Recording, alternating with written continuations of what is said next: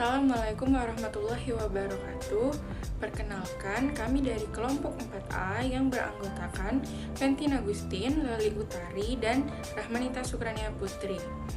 Pada kesempatan kali ini, kami akan membahas mengenai imunodifusi yang terdapat dalam jurnal Isolasi dan Karakterisasi Hemaglutinin Staphylococcus aureus, penyebab mastitis subklinis pada sapi perah. Uji imunodifusi atau agar-gel precipitation test adalah uji untuk menetapkan antigen maupun antibodi secara kualitatif. Uji ini merupakan uji secara cepat dan sederhana untuk mengetahui keberadaan antibodi spesifik terhadap antigen. Uji imunodifusi didasarkan pada kemampuan antigen dan antibodi membentuk endapan atau presipitat. Metode agar-gel precipitation test atau imunodifusi ganda dilakukan dengan membuat media agar dengan mencampur 0,4 gram agaros dan 1,2 gram polyethylene glycol di dalam Erlenmeyer. Kemudian dilarutkan dalam 20 ml Aquades dan 20 ml PBS 0,5 ml dengan pH 7,2. Suspensi ditangas pada air mendidih hingga larut, kemudian didinginkan. Dengan menggunakan pipet ukur 10 ml, agar cair dituangkan pada 6 buah gelas objek dan ditunggu sampai mengeras. Pada agar ini dibuat sumur-sumur untuk antigen dan antiserum homolognya dengan menggunakan gel punster. Rak yang berisi gelas objek kemudian ditaruh pada tempat yang telah diberi kertas saring basah untuk menjaga kelembapannya. Reaksi dibaca setelah 18-48 jam dengan melihat garis presipitasi pada daerah antigen dan antiserum yang homolog. Presipitasi antigen dilakukan dengan menggunakan ekstraksi autoklav. Bakteri ditumbuhkan dalam 50 ml Henbord dalam inkubator pada suhu 37 derajat Celcius selama 18-24 jam, disentrifus 15.000 rpm selama 10 menit. Kemudian pelet dicuci sebanyak 2 kali dengan 5 ml NaCl 0,14 m dan dilarutkan 0,3 ml NaCl 0,14 m. Dihomogenkan dan dinetralkan dengan menggunakan NaOH 0,1 N hingga suspensi berwarna merah atau jambu merah.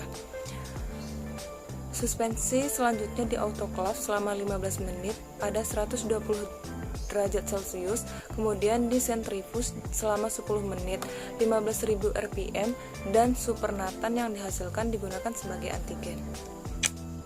Baiklah, di sini saya akan menjelaskan hasil dan pembahasan dari jurnal yang kami dapat. Hemaglutinin ini pada permukaan sel bakteri yang diisolasi dari sapi penderita mastitis subklinis S. aureus yang diyakini sebagai salah satu komponen yang paling bertanggung jawab terhadap sifat adhesif bakteri permukaan sel epitel ambing. Nah, di samping itu sifat hidrofobik bakteri tersebut sebagai cerminan keberadaan antigen protein di permukaan selnya yang merupakan ciri khas bakteri yang diisolasi dari kasus mastitis. Penelitian ini dapat dinyatakan bahwa hemaglutinin ini dapat digunakan sebagai indikator yang diisolasi dari sapi perah penderita mastitis subklinis. Pada kasus ini, kemampuan adhesi bakteri jauh lebih diperlukan daripada sifat invasif. Pada bakteri lain, hemaglutinin ini telah diketahui sebagai salah satu faktor yang bertanggung jawab terhadap sifat adhesif bakteri pada permukaan sel inang. Dan pada kasus ini juga, sifat adhesif ini sangat dibutuhkan bakteri agar bakteri tidak mudah terbawa oleh susu pada saat pemerahan. Dihubungkan dengan keberadaan hemaglutinin yang tinggi pada isolat S. aureus asal sapi, pada penelitian ini memberikan indikasi bahwa hemaglutinin ini berperan pula dalam proses adhesi bakteri pada sel epitel ambing, sedangkan hemaglutinin ini dari E. saporiticus yang punya peran yang penting dalam peranan proses adhesi dan kolonisasi pada sel ginjal pada hewan coba. Untuk mengisolasi hemaglutinin ini dengan teknik kromatografi, serum spesifik terhadap hemaglutinin ini diperoleh dengan cara menyuntik ayam dengan hemaglutinin yang telah ditempelkan pada permukaan eritrosit ayam itu sendiri.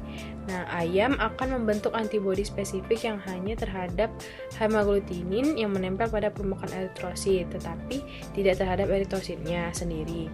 Nah, serum yang dipanen menunjukkan reaksi spesifik terhadap ekstrak bakteri yang memiliki hemaglutinin pada uji imunodifusi seperti yang disajikan pada gambar 1. Sekian, itulah dari kelompok kami. Terima kasih. Wassalamualaikum warahmatullahi wabarakatuh.